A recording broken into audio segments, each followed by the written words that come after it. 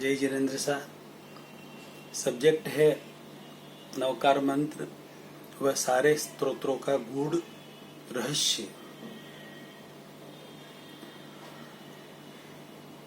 Video यदि आपको अच्छा लगे तो प्रतिक्रिया जरूर देवे, कमेंट में बताएं और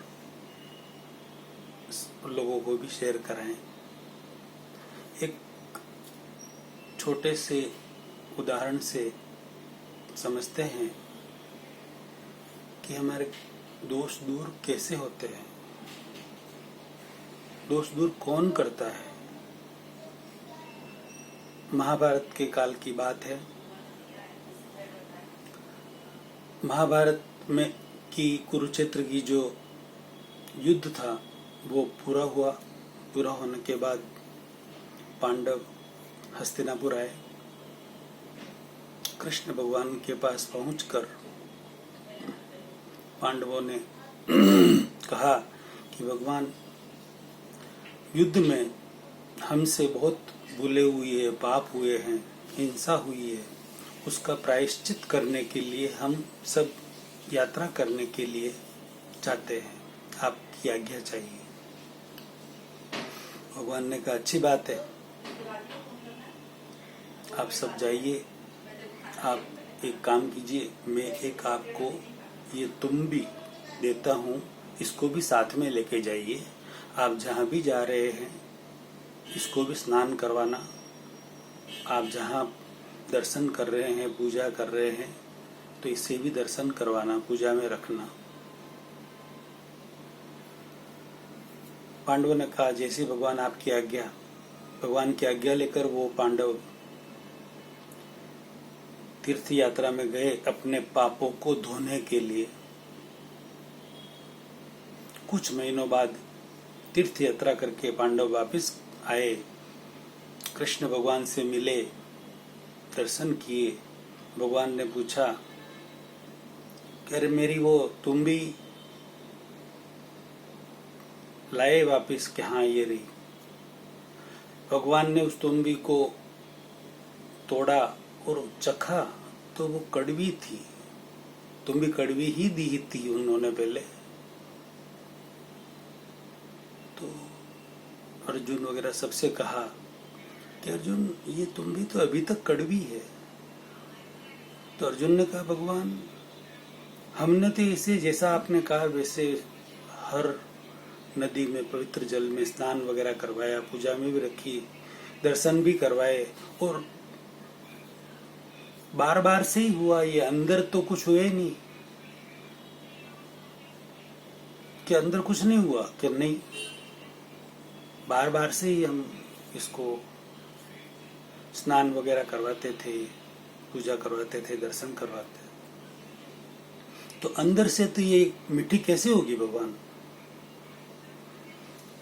कृष्ण भगवान ने कहा कि मैं यही बात आपको पहले समझाने वाला था, लेकिन आपने तय कर लिया कि हमें तीर्थ यात्रा करनी है, हमें पापों का प्रायश्चित करना है। तो अब मैं आपको उस समय मैं आपको रोक नहीं सकता था, लेकिन अब बात आपके समझ में आनी चाहिए। आप अपने आप को हल्के महसूस कर रहे हैं क्या? इतनी तीर्थ यात्रा करके आपके पाप धुल गए क्या? क्यों भगवान, ये तो पता नहीं, लेकिन हल्कापन महसूस तो नहीं हो रहा है। तो कि कैसे होगा? आपने तो नदियों में स्नान किया है तो शरीर का मेल उतरेगा, मन का मेल जो आत्मा के ऊपर लगा हुआ है वो कैसे उतरेगा? उसके लिए तो आपको प्रायश्चित करना पड़ेगा। तो भगवान को अर्जुन ने प्रणाम करके कहा, भगवान रास्ता बताए कि हम क्या करें, हमारा मन कैसे शांत हो, इन सारी हिंसाओं से हम कैसे छूटें, इन पापों का निराकरण नष्ट कैसे हो। तो भगवान श्री कृष्ण ने बताया कि हे पांडव, आप सब गिरनार पर्वत पर जाएं, वहां पर मेरे चचेरे भाई अरिष्ट नेमी तीर्थंकर है, उनको कैवल्य की प्राप्ति हुई है, उनकी शरण में जाएं और भगवान जैसा कहे, भगवान की आज्ञा में रहकर आप प्रायश्चित करें। आप निश्चित सब पापों से मुक्ति पा लेंगे, सब कर्मों से भी मुक्ति पा लेंगे और जरूर आपका कल्याण होगा। सब गए, भगवान के दर्शन किए, भगवान की आज्ञा का पालन किया, प्रायश्चित भी किया और आज वो सब पांडव सिद्ध गति में, पंचम गति सिद्ध गति में, सिद्धालय में है। नमो सिद्धाणं जो हम बोलते हैं उनको भी नमस्कार होता है। तो पानी में नहाने से तरे यदि कोई तो मीन ही तरेगी, मछली जहाँ को पानी में ही गहरे है। शरीर पर भभूत लगाने से तरे यदि कोई तो गधा ही तरेगा, जहाँ को राख ही में घर है। कहत कमाल का कबीरा की लड़की वही तरेगा जहाँ के हृदय में हर है।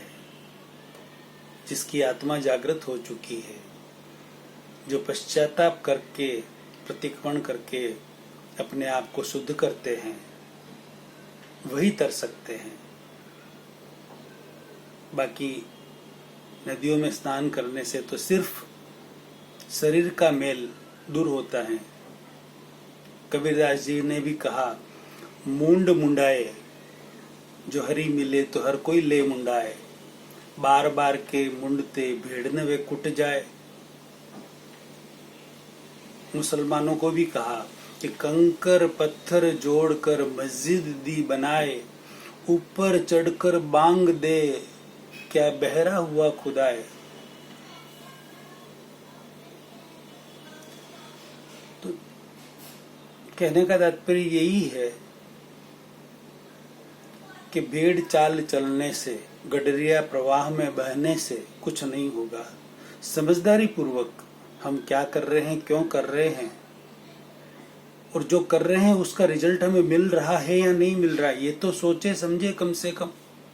उसके बाद तय करें कि हमें क्या करना चाहिए। जो हम कर रहे हैं वही करते रहे या कुछ और सोचना चाहिए। अगला प्रवचन अगले वीडियो में लेंगे। वीडियो लंबे हो जाने से यही मैं इसको पूरा कर रहा हूँ। आपको मेरा वीडियो कैसा लगा कमेंट में ज़रूर बताएं, प्रतिक्रिया दें और अच्छा लगा हो तो शेयर करें, ताकि लाखों करोड़ों लोगों को रियलिटी पता चले कि हकीकत क्या है।